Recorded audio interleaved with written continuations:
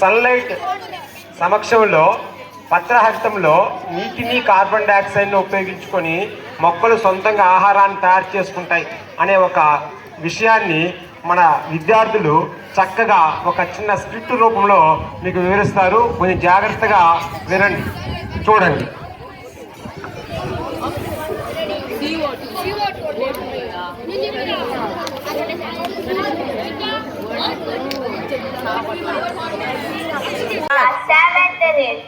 I am here to demonstrate the process of photosynthesis.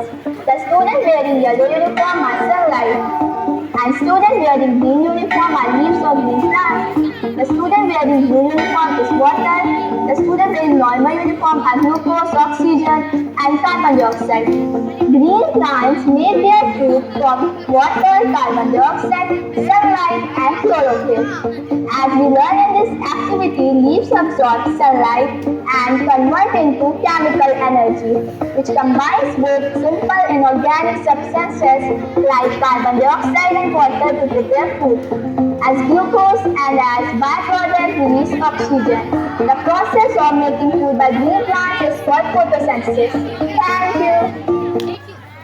We are the students of గౌరవనీయులైన ఉపాధ్యాయులకు హృదయపూర్వక నమస్సుమాంజలి. విద్యార్థులకు ఆశీస్సులు. అందరికీ జాతీయ సైన్స్ దినోత్సవ శుభాకాంక్షలు.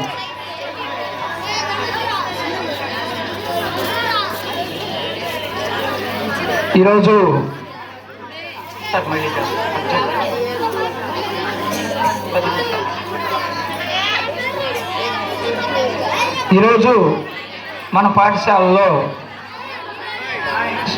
సైన్స్ దినోత్సవం ఘనంగా జరుపుకుంటున్నాం. దీనికి కృషి చేసినటువంటి సైన్స్ ఉపాధ్యాయులందరికీ ప్రత్యేకంగా అభినందనలు తెలియజేస్తున్నాను. ఈరోజు ఫిబ్రవరి 28 సైన్స్ దినోత్సవాన్ని ఎందుకు జరుపుకుంటున్నామంటే సివి రామన్ గారు రామన్ ఎఫెక్ట్ కనుగొన్నటువంటి రోజు. చంద్రశేఖర వెంకట రామన్, సివి రామన్ గారు, వారు 1888 నవంబర్ 7వ తేదీ జన్మించారు. 1970 నవంబర్ 21వ తేదీ పరమపదించారు. పుట్టింది తమిళనాడులో, చదివింది అంతా వైజాగ్లో. వాళ్ళ తండ్రి లెక్చరర్గా చేస్తున్న బట్టి వైజాగ్లో చదువుకున్నారు. 1921లో రామన్ ఎఫెక్ట్ కనిపెట్టాడు సారు. 1930లో నోబెల్ ప్రైజ్ వచ్చింది వారికి, ఫస్ట్ నోబెల్ ప్రైజ్.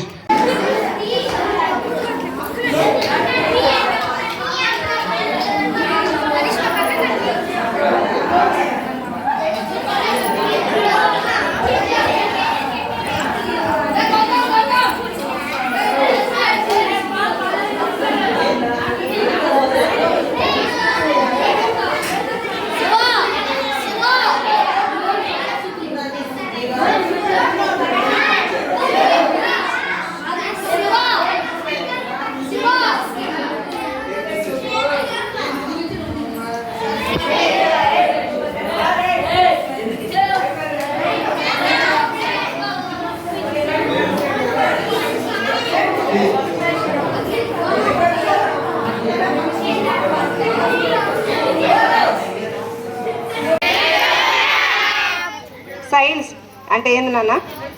ఇప్పటివరకు చెప్పినట్టు ఏదైనా దేంట్లో అయినా కానీ ఏముందని వెతకడమే సైన్స్. ఓకేనా? ప్రతి ఒక్కరికి ఏదైనా చూసినప్పుడు ఇది ఎందుకు అయింది అనే ప్రశ్న నుంచి పుట్టిందే సైన్స్. ఓకేనా? ఎవరికైనా కానీ ఏది చూసినప్పుడు మనకు కలిగినటువంటి ప్రశ్నలోంచి దానికి సమాధానాన్ని వెతకడమే సైన్స్. ప్రతి ఒక్కరూ ప్రశ్నించడం నేర్చుకోవాలి, అలాగే శాస్త్రీయంగా ఆలోచించడం నేర్చుకోవాలి. మీరందరూ కూడా గొప్ప శాస్త్రవేత్తలుగా ఎదగాలి అని మనస్ఫూర్తిగా కోరుకుంటున్నాను. Thank you.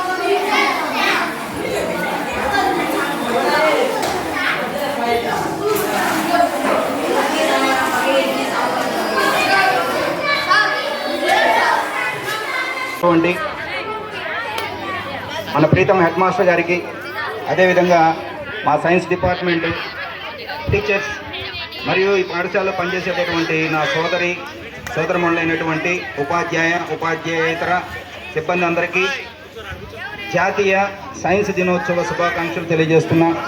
అదేవిధంగా ఈరోజు ఈ కార్యక్రమాన్ని పాఠశాలలో చాలా చక్కగా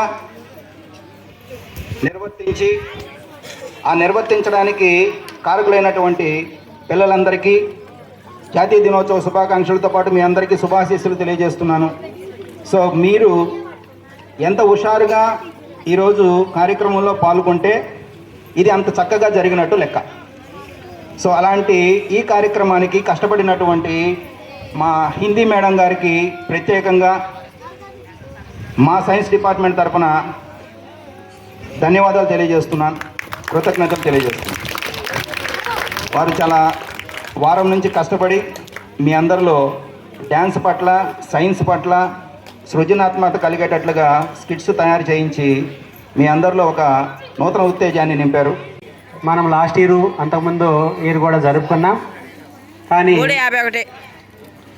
లాస్ట్ టైము మ్యాథమెటిక్స్ డే రోజున ఏమో సార్ మన స్కూల్కి వచ్చారు. వచ్చినప్పుడు సైన్స్ డే ఎప్పుడు అంటే కూడా కొంతమంది చెప్పలా.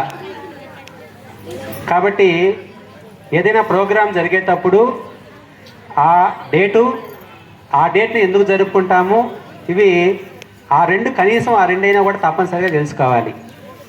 సరే, ఇప్పుడు ఫస్ట్ మనకి వచ్చేసి మనం ఇండిపెండెన్స్ డే ఎప్పుడు జరుపుకుంటామమ్మా? ఇండిపెండెన్స్ డే ఎప్పుడు జరుపుకుంటాము? ఎందుకు జరుపుకుంటాము? స్వాతంత్రము వచ్చింది. నెక్స్ట్ టీచర్స్ డే ఎప్పుడు జరుపుకుంటాము?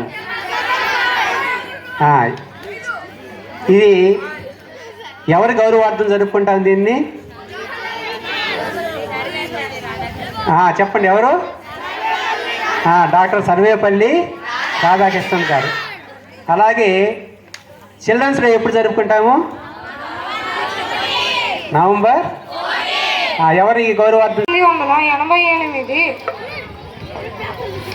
1888 నవంబర్ 7వ తేదీన తిరుచానపల్లిలో ఒక బ్రాహ్మణ కుటుంబంలో చంద్రశేఖర్ అయ్యర్ పార్వతి అమ్మాల్ దంపతులకు జన్మించారు.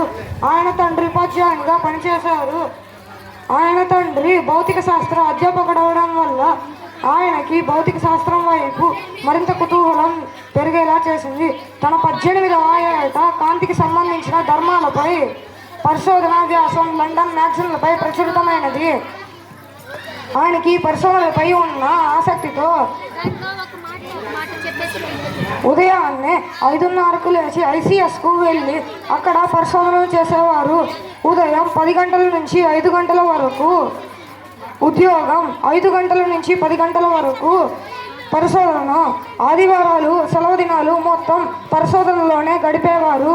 అతని తల్లి పార్వతి అమ్మాయిలకు సంగీతంలో మంచి అభిరుచి ఉంది. ఆమె వీణను అద్భుతంగా వాయిస్తుంది.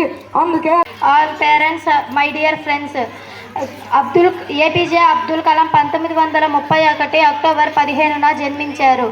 భారతదేశపు 11వ రాష్ట్రపతి, క్షిపణి శాస్త్రవేత్త. అతని పూర్తి పేరు అవుల్ పకీర్ జైనులబ్దీన్ అబ్దుల్ కలాం. తమిళనాడులోని రామేశ్వరంలో పుట్టి పెరిగాడు. భారతదేశపు రాష్ట్ర పదవికి ముందు ఇస్రోలో ఏరోస్పేస్ ఇంజనీర్గా పనిచేశాడు.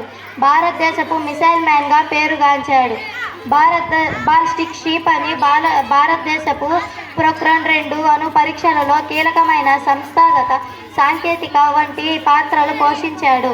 భారతదేశపు అత్యున్నత పౌర పురస్కారమైన భారత రత్నతో సహా అనేక ప్రతిష్టాత్మక అవార్డులను అందుకున్నారు. 2012లో the History Channel Outlook magazine నిర్వహించినది గ్రేటెస్ట్ ఇండియన్ పోల్లో అతను 2వ స్థానంలో ఎంపికయ్యాడు. 2015 జూలై 27 83 సంవత్సరాల వయసులో గుండెపోటుతో మరణించాడు. Thank you.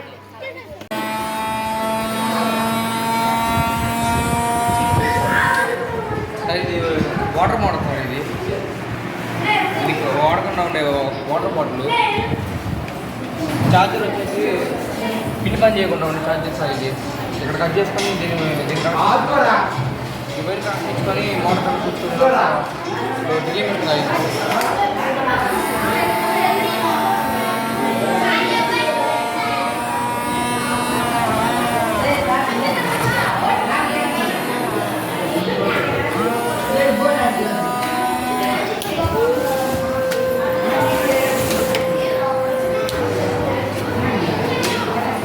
Good afternoon, sir. My name is Munor. I am studying 9th class. Today project is carbon purification, sir. Factories pollution air, sir. ఇక్కడ కార్బన్ అబ్జర్వ్ చేసుకొని ప్యూరిఫై చేసి క్లీన్ ఎయిర్ పంపిస్తుంది. Thank you, sir. My name is Sodevansh. I am studying 6th class. Today's my project name is water filter. This is dirty water.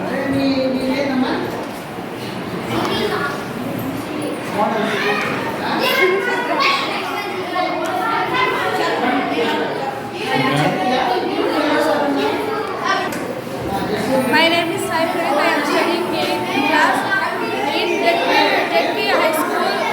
My project name is hydraulic bridge.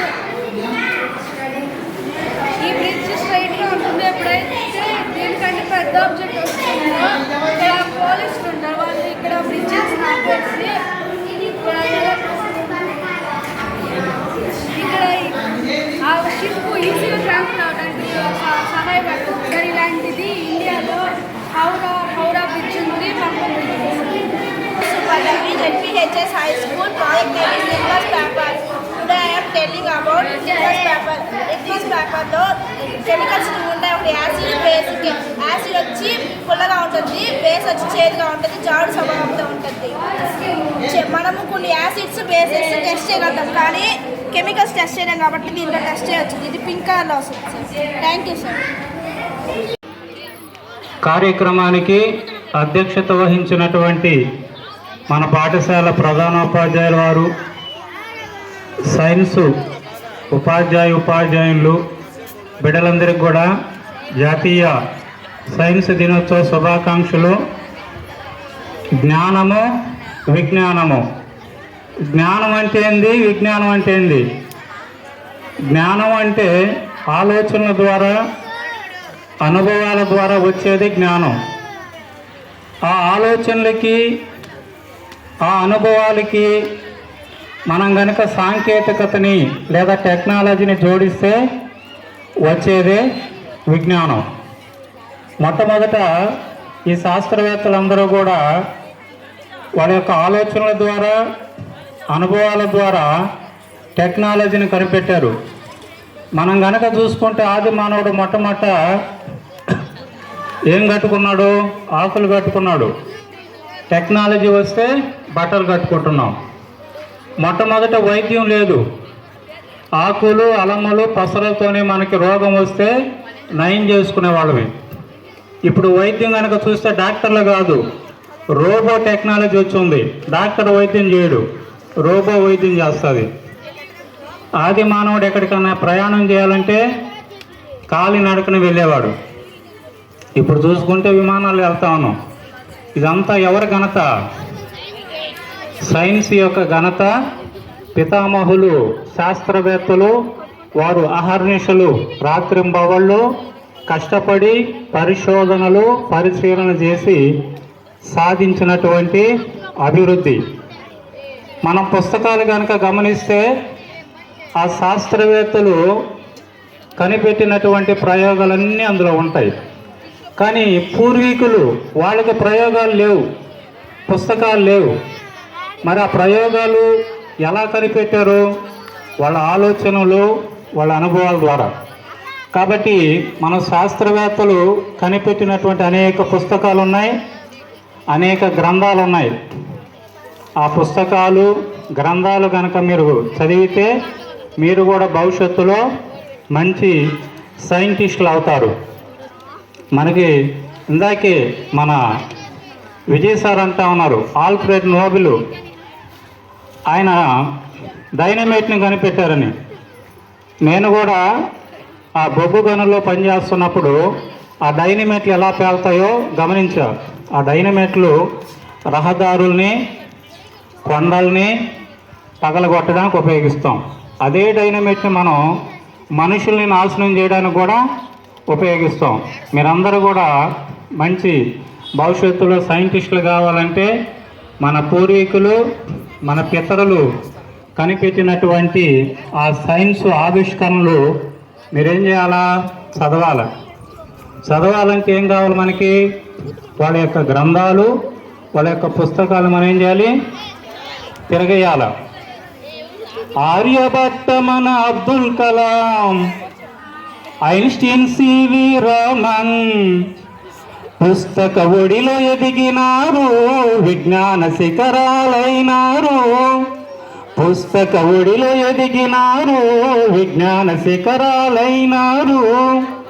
పుస్తకమేరా మనిషి జీవితపు వెలుగు పూలబాట, మస్తిష్కానికి జ్ఞానం నింపే అక్షరాల తోట.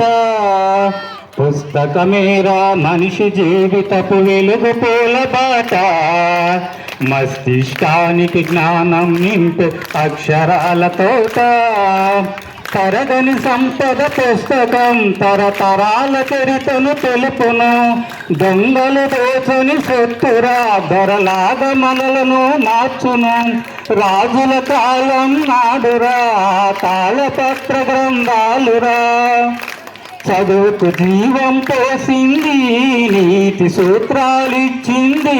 చదువుకు జీవం పోసింది, నీతి సూత్రాలిచ్చింది.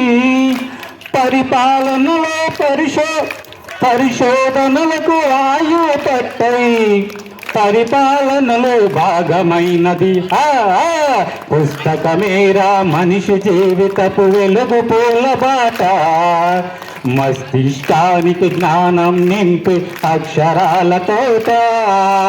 చినిగిన తొక్క ఉన్నా మంచి పుస్తకాన్ని గుణమన్నది, తలదించి నన్ను చదువన్నది, తల ఎత్తలాగా చేస్తున్నది. ఓటమన్యదై ఎరుగని ధైర్యాన్ని నూరిపోతున్నది. ఒంటరి నేనంటూ ఎవరు గుబులొద్దంటుంది, ఒంటరి నేనంటూ ఎవరు గుబులొద్దంటుంది. నేస్తానయ్యే తోడుగా ఉంటూ, నేస్తానయ్యే తోడుగా ఉంటూ లక్ష్యం వైపుకు నడుపుతనంది పుస్తకమేరా.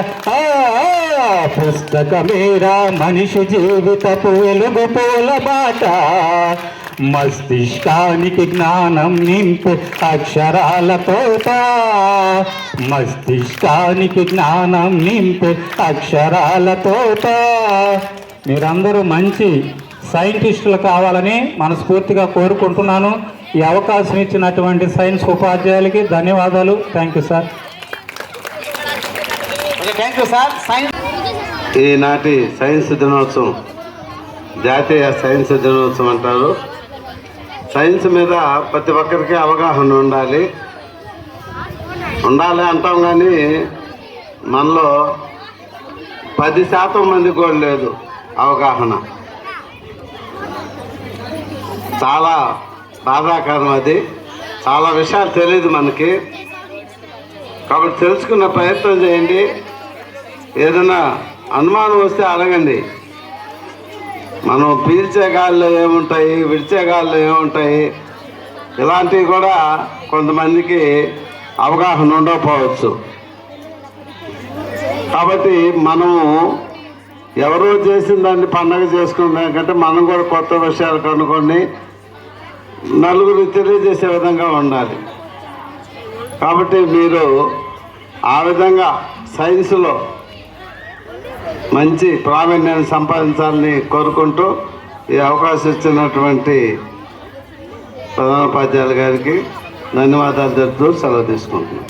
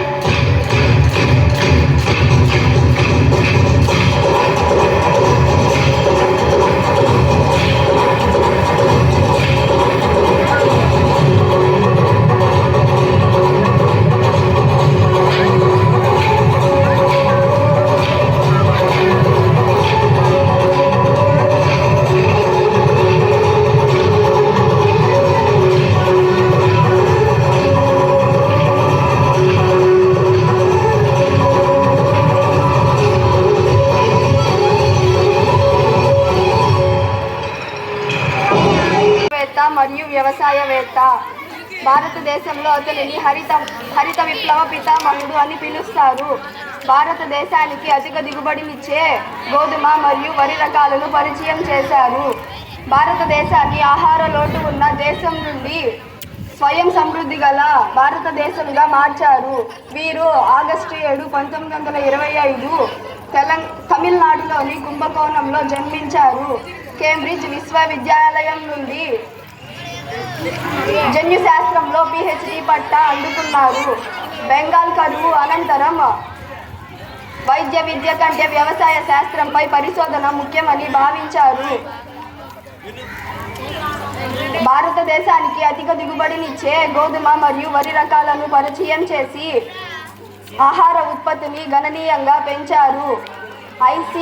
IRRO international rice research organisation director జనరల్గా పనిచేశారు. ప్రపంచ ఆహార బహుమతి మొదటిసారిగా అందుకున్నారు. పద్మవిభూషణ్ మరియు రామన్ మెగసెస్ అవార్డులు కూడా పొందారు. వీరు సెప్టెంబర్ 1919 ఆగస్టు 12న జన్మించారు. వీరి తల్లిగారు 8 మంది పిల్లలను చదివించడానికి విక్రమ్ సారాభాయ్ తల్లి మాంటిసోరీ తరహాలో ప్రైవేట్ పాఠశాలను ఏర్పాటు చేసింది. వీరి కుటుంబం స్వాతంత్ర్యోద్యమంలో క్రియాశీలకంగా పాల్గొంటూ ఉండడం తరచుగా వాళ్ళ ఇంటికి మహాత్మా గాంధీ, మోతీలాల్ నెహ్రూ, జవహర్లాల్ నెహ్రూ నాయకులందరూ వస్తుండేవారు. విక్రమ్ సారాభాయ్ వ్యక్తిత్వాన్ని ఎంతగానో ప్రభావితం చేశారనటంలో అతిశయోక్తి లేదు. పై చదువుల కోసం ఇంగ్లాండ్లోని కేంబ్రిడ్జ్ విశ్వవిద్యాలయానికి వెళ్ళారు. 1957లో రష్యా మొట్టమొదటి శాటిలైట్ అయిన స్పుత్నిక్ను ప్రారంభించినప్పుడు భారత్ భవిష్యత్ అవసరాలకు శాటిలైట్ అవసరం గురించి ఎంతగానో ప్రజలకు అవసరమని అప్పటి ప్రధానమంత్రి అయిన జవహర్లాల్ నెహ్రూకు వివరించి ఆయనను ఒప్పించారు సారాభాయ్. భారత అంతరిక్ష రంగ పితామహుడిగా కీర్తి గడించిన సేవలకు గుర్తింపుగా జరిగేటటువంటి కిరణజన్య సంయోగ క్రియ ఫోటోసింథసిస్ అనే ప్రాసెస్ ద్వారా మాత్రమే అన్ని జీవులకి ఆహారం అందుతుంది. నమస్కారము. విద్యార్థులకి ఆశీస్సులు. అందరికీ జాతీయ సైన్స్ దినోత్సవ శుభాకాంక్షలు. అయిపోద్ది మా త్వరగా అయిపోద్ది. 1 మినిట్ అంతేను. మనకి ఏంటంటే అందుకే మేము స్పీచ్ లాస్ట్లో తీసుకున్నాం. మిగతా అన్ని కార్యక్రమాలు అయిన తర్వాత మా స్పీచ్ తక్కువైనా పర్లేదు కానీ ముందు మాట్లాడకుండా లాస్ట్లో తీసుకుని అందుకు ఈ కార్యక్రమంలో ముఖ్యంగా మనకి శాస్త్రజ్ఞుల గురించి అందరి గురించి చెప్పుకోవాలంటే చాలా సమయం పడుతుంది. అందుకని కొంతమంది పిల్లల్ని ఎంపిక చేసి వాళ్ళ చేత అతి ముఖ్యమైనటువంటి శాస్త్రజ్ఞుల గురించి మీకు తెలియజేశాం. వాళ్ళే కాదు, మనం ఈరోజు ఒక కారు కానీ బస్సు కానీ తిరుగుతున్నాము అంటే దానికి కారణం చక్రం. ఆ చక్రంని కనిపెట్టినటువంటి వ్యక్తి కూడా గొప్ప సైంటిస్టే. మరి దాని నుంచి మనం ఫస్ట్ చూసి ఎద్దల బండి అన్నాం కదా, మనం ఎద్దల బండి గుర్రపు బండి అంటాం. అక్కడ నుంచి స్టార్ట్ అయింది, అంటే వాహనం తయారీ స్టార్ట్ అయింది. అట్లా ఎంతోమంది శాస్త్రజ్ఞులు ఉన్నారు. వాళ్ళు చాలామంది వెలుగులోకి రాలేదు, కానీ వాళ్ళు చేసినటువంటి కృషిని మనం అనుభవిస్తున్నాం. కానీ ఇక్కడ ఒకే ఒక విషయం గుర్తుపెట్టుకోవాలి, ఏంటంటే ప్రతి జ్ఞానం, ముఖ్యంగా సైన్స్ జ్ఞానం ఎలా ఉంటుంది అంటే 2 వైపులా పొద్దున్నటువంటి కత్తిలాగా ఉంటుంది. ఈ పదం గుర్తుపెట్టుకొని చాలు. బాలబాలికలందరికీ నేషనల్ సైన్స్ దినోత్సవ శుభాకాంక్షలు. యలవర్తి నాయుడమ్మ భారత తోళ్ల పరిశ్రమకు నిరూపమాన సేవలు అందించిన వారు డాక్టర్ యలవర్తి నాయుడమ్మ. గుంటూరు జిల్లా యలవర్తి గ్రామంలో ఒక సామాన్య రైతు కుటుంబంలో 1922 సెప్టెంబర్ 10వ తేదీన జన్మించారు. భారత్లో విద్యాభ్యాసం అనంతరం అమెరికా చర్మశుద్ధి పరిశ్రమలో అఖండ పరిశోధనలు చేసి అద్భుతమైన విజయాలు సాధించారు. తిరిగి మాతృదేశానికి వచ్చి తాను చదువుకున్న సెంట్రల్ లెదర్ రీసెర్చ్ ఇన్స్టిట్యూట్లో చేరి చివరకు దాని డైరెక్టర్ అయ్యారు. నాయుడమ్మ పరిశోధన కృషి ఫలితంగా మన దేశపు చర్మంతో తయారైన వస్తువులకు విదేశాలలో విశేషమైన ఆదరణ, గిరాకీ ఏర్పడ్డాయి. ఢిల్లీలోని జవహర్లాల్ నెహ్రూ విశ్వవిద్యాలయానికి వైస్ ఛాన్సలర్గా, ఐక్యరాజ్యసమితి సలహాదారుగా నాయుడమ్మ దేశానికి, మరి ముఖ్యంగా తెలుగు జాతికి ఎనలేని ఖ్యాతిని ఆర్జించి పెట్టారు. పద్మశ్రీ సహా అనేక పురస్కారాలు పొందారు. ఉపాధ్యాయులకు నమస్కారాలు. బాలబాలిలందరకు నేషనల్ సైన్స్ డే శుభాకాంక్షలు. జగదీష్ చంద్రబోస్ రేడియో వృక్షశాస్త్రంలో గణనీయమైన ఫలితాలు సాధించారు. రేడియో విజ్ఞానంలో పితామహునిగా పేర్కొంటారు. క్రెస్కోగ్రాఫ్ బోస్ వృక్ష భౌతిక శాస్త్రం కొన్ని అద్భుతమైన ఆవిష్కరణలు చేశాడు. తాను రూపొందించిన పరికరం క్రెస్కోగ్రాఫ్ ఉపయోగించి మొక్కలకు ప్రాణం ఉందని నిరూపిస్తాడు. రేడియో తరంగాలు ఇతని రేడియో విజ్ఞానంలో పితామహునిగా పేర్కొంటాడు. ఇతడు భారతదేశంలో 1904 సంవత్సరాల్లో అమెరికా దేశపు పేటెంట్ హక్కు పొందిన మొట్టమొదటి వ్యక్తి. వెరీ గుడ్ మా. పుట్టివాడు గిట్టివాడు అన్నట్టు ప్రపంచవ్యాప్తంగా శాస్త్రవేత్త, మందుల మహామాంత్రికుడు, సుస్థిర స్థానాన్ని పొందిన డాక్టర్ యల్లప్రగ సుబ్బారావు తెలుగు జాతికి గర్వించదగిన ముద్దు బిడ్డ. ఎన్నో రకాల వ్యాధులకు ఔషధాలు కనుగొని మనలను మహోపకారం చేసిన గొప్ప శాస్త్రవేత్త. పశ్చిమ గోదావరి జిల్లా భీమవరంలో 1895 జనవరి 12న ఈయన పేదరికంలో జన్మించారు. చిన్నతనంలోనే తండ్రి మరణించారు. తల్లి పెంపకంలో పెరిగాడు. రాజమండ్రిలో పాఠశాల విద్య పూర్తి చేసుకుని పై చదువుల కోసం మద్రాసు వెళ్ళాడు.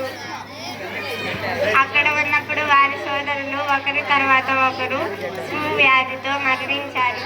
మనోవేదనతో సుబ్బారావు ఆ వ్యాధికి ఔషధం కనిపెట్టాలని నిర్ణయించుకున్నాడు.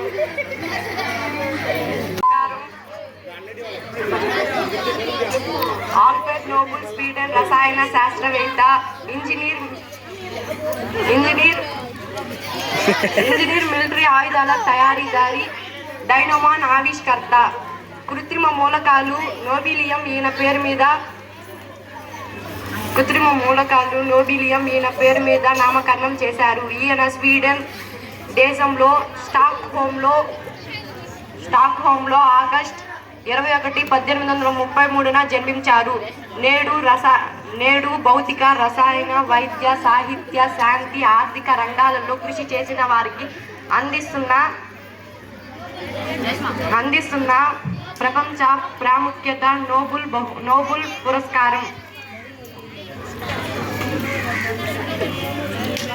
పురస్కారం. ప్రతి సంవత్సరం ఈ 6 బహుమానాలు శాంతి బహుమానం తప్ప మిగతా 5 బహుమానాలు నోబెల్ వర్ధంతి డిసెంబర్ 10వ తేదీ నాడు స్టాక్హోమ్లో ఇవ్వబడతాయి. ప్రపంచంలో అత్యంత విలువైన పురస్కారం నోబెల్ పురస్కారం. నాకు ఇవ్వవా ఫోను? నేను రీల్స్ చూస్తాను. ఉండండి రా, అస్తమాను ఫోన్ పోయి చదువుకోండి. వెళ్ళండి.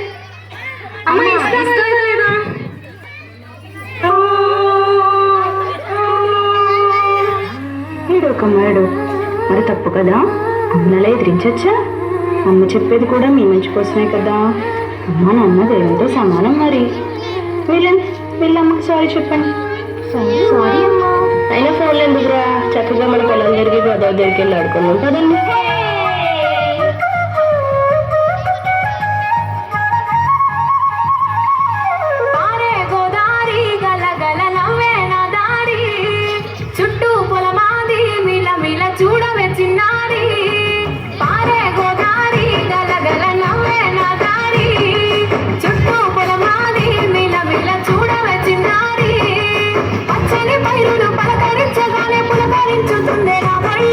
పక్షులారు పొలు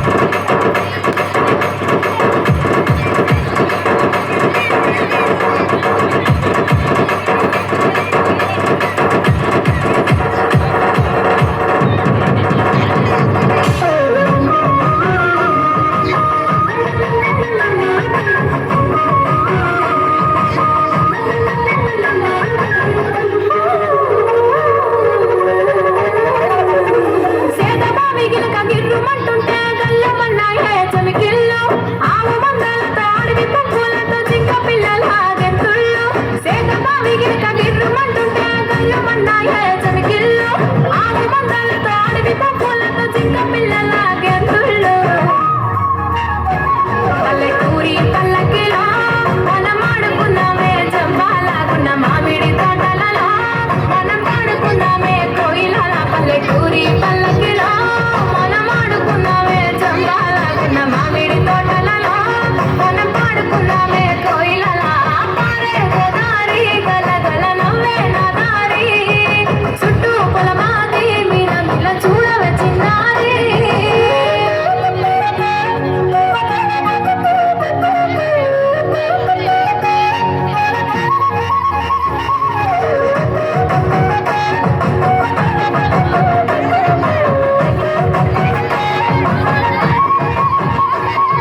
చెరువు గట్టు మీద తుమ్మ చెట్టు కింద తుర్రమన్నాయే తూనిగలు వరిగడ్డి మొక్కులు వయ్యారి నడకలు ఎక్కి బామల చిందుళ్ళు చెరువు గట్టు మీద తుమ్మ చెట్టు కింద తుర్రమన్నాయే తూనిగలు వరిగడ్డి మొక్కులు వయ్యారి నడకలు ఎక్కి బామల చిందుళ్ళు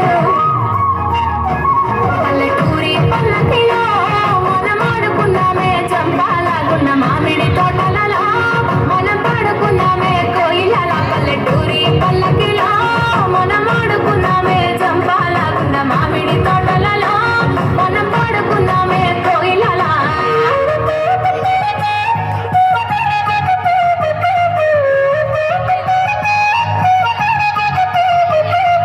పూర్వకాలం నుండి భారతదేశ కుటుంబ వ్యవస్థ ప్రధానంగా ఉమ్మడి కుటుంబ వ్యవస్థ. ఉమ్మడి కుటుంబంలో ప్రతిరోజు పండుగే, ప్రతిరోజు వేడుకే. పిల్లల పెరుగుదలకు గొప్ప పాఠశాల ఏదైనా ఉంది అంటే అది ఉమ్మడి కుటుంబం మాత్రమే. ఉమ్మడి కుటుంబాల్లో పెరుగుతున్న పిల్లలు ఆందోళన, డిప్రెషన్, ఒంటరితనం లాంటి వాటితో బాధపడే అవకాశం చాలా అంటే చాలా తక్కువ. కష్టం, నష్టం, సుఖం, సంతోషం అన్నీ పంచుకోవడానికి కుటుంబం ఉంటుంది. ఇంటిలో ఉండే పెద్దవారి వల్ల పిల్లలకి మంచి సలహాలు లభిస్తాయి. బాధల్లో ఉన్నప్పుడు ఓదార్పు, కష్టాల్లో ఉన్నప్పుడు అభయం ఇవ్వటానికి ఎప్పుడూ వెనుక కుటుంబ సభ్యులు ఉంటారు. కనుమరుగవుతున్న ఉమ్మడి కుటుంబ వ్యవస్థ యొక్క గొప్పతనాన్ని గుర్తు చేయటమే. దానికి సంబంధించి వీణా మేడం గారు చాలా బాగా మాకు సహాయ సహకారం అందించారు. వారికి మాకు సైన్స్ డిపార్ట్మెంట్ నుంచి ఒక చిన్న చిరుకాడికి మా మిత్రులు అందజేస్తారు. Thank you madam, thank you.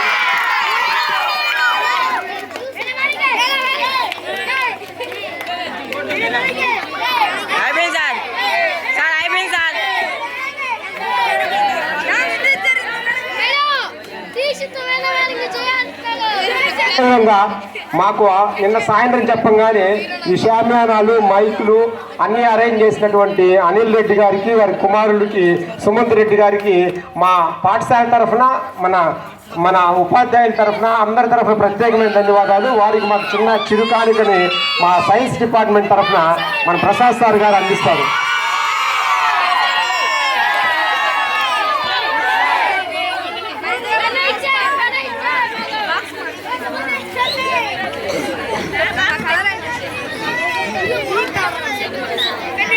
అదేవిధంగా ఈ కార్యక్రమానికి జడ్జిలుగా ఉండి మా యొక్క చార్ట్స్ యొక్క ప్రైజ్ సెలక్షన్లోను, అదేవిధంగా ఎగ్జిబిట్స్ యొక్క సెలక్షన్లోను జడ్జిలుగా పాల్గొన్నటువంటి వీరాస్వామి సార్ గారికి, అరుణ మేడం గారికి, నరసింహ సార్ గారికి ప్రత్యేకమైనటువంటి ధన్యవాదాలు తెలియజేస్తూ, వాళ్ళతో పాటు మన ఉపాధ్యాయులకు అందరూ కూడా ఒక చిన్న సైన్స్ గిఫ్ట్ని కూడా మేము అందజేయాలనుకున్నాము.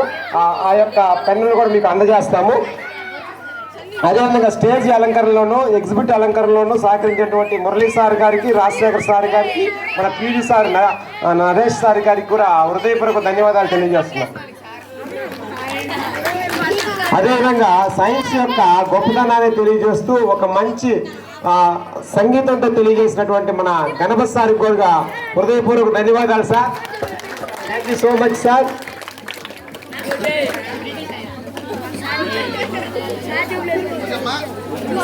అందరూ కూడా పెద్దగా నేషనల్తో బజార్కి వినపడాలా, సరేనా? అలా